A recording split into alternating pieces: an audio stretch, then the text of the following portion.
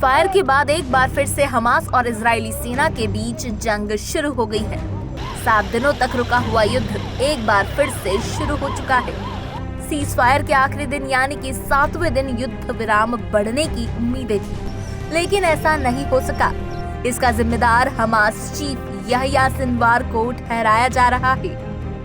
कहा जा रहा है कि सिनवार का फेंका हुआ पासा उसी पर पलट गया है, जिसकी अब हमास को भारी कीमत चुकानी पड़ सकती है।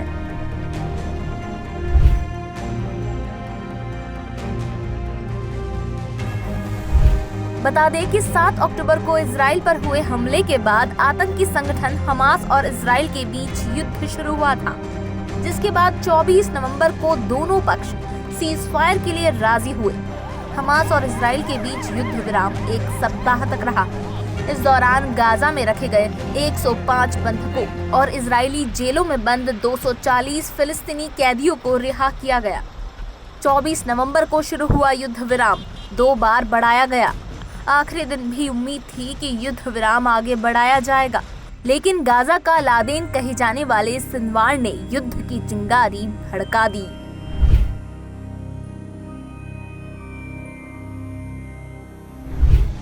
यरूशलेम पोस्ट की रिपोर्ट के मुताबिक हमास चीफ याह्या सिनवार ने कतर और मिस्र के जरिए बंदियों को रिहा करने की शर्तें बदलने की कोशिश की।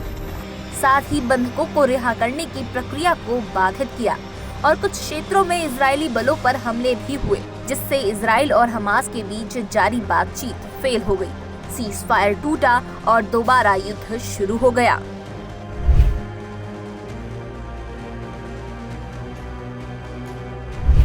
यहाँ बता दें कि युद्ध विराम के विस्तार की शर्त ये है कि हमास को प्रतिदिन बंधक बनाई गई 10 इजरायली महिलाओं और बच्चों को रिहा करना होगा।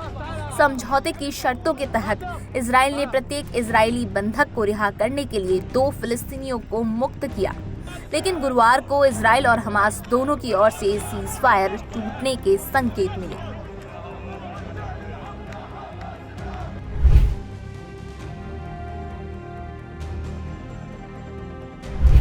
एक्स पर एक पोस्ट के जरिए इजरायली डिफेंस फोर्सेस ने कहा कि हमास ने परिचालन विराम का उल्लंघन किया और इसके अलावा इजरायली क्षेत्र की ओर गोलाबारी की।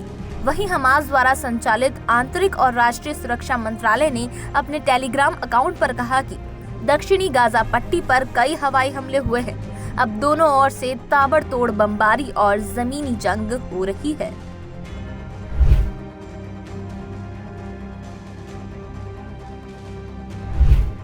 बता दें कि युद्ध विराम के दौरान हमास नियमित रूप से इजराइल, कतर और मिस्र के साथ बातचीत में शामिल था, लेकिन अब युद्ध दोबारा शुरू होने से हमास के लिए खतरा बढ़ गया है। इजराइल डिफेंस फोर्स की नजर अब हमास के लीडर्स पर है। इजरायली सेना अब बड़े चेहरों को लक्ष्य बनाते हुए हमला कर रही है, जिसके बाद कहा जा रहा है कि बातचीत को बाधित करना अब हमास चीफ याह्या सिनवार पर उल्टा पड़ गया है।